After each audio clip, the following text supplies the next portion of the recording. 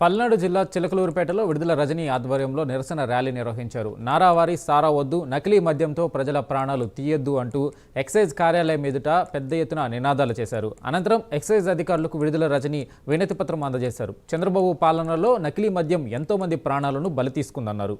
నకిలీ కల్తీ మద్యం వల్ల ప్రాణాలు కోల్పోయిన వారిని గుర్తించి వారి కుటుంబాలను ఆదుకునేలా తక్షణ చర్యలు తీసుకోవాలని విడుదల రజనీ డిమాండ్ చేశారు.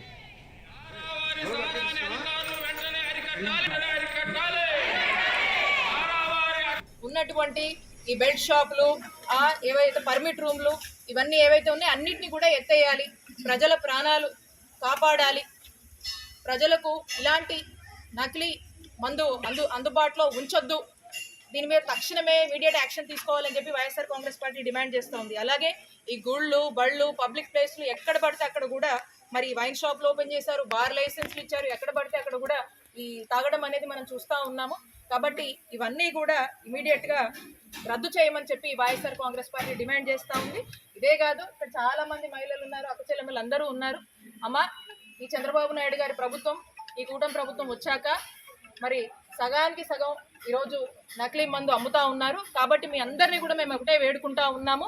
మీరు మన ఇళ్లలో కానీ మన ఉన్నటువంటి వీధుల్లో కానీ మనకు తెలిసినటువంటి అక్కడ ఉన్నటువంటి ఎవరైతే ఇంట్లో ఆ మగ మనుషులు కావచ్చు, ఆ వీధిలో ఎవరైతే ఇది చేస్తా ఉన్నారో వాళ్ళందరికీ కూడా మీ అందరూ దయించి కౌన్సిలింగ్ ఇవ్వమని, ఈ మందు తాగొద్దు, ఈ చంద్రబాబు నాయుడు గారు మందు తాగితే చచ్చిపోతారు అని చెప్పి ఆర్గన్స్ ఫెయిల్ అవుతున్నాయి, చనిపోతున్నారంట, ఇదంతా నకిలీ మందు అని చెప్పి మీ అందరూ కూడా బాధ్యత తీసుకొని కౌన్సిలింగ్ ఇవ్వవలసిందిగా మీ అందరినీ కూడా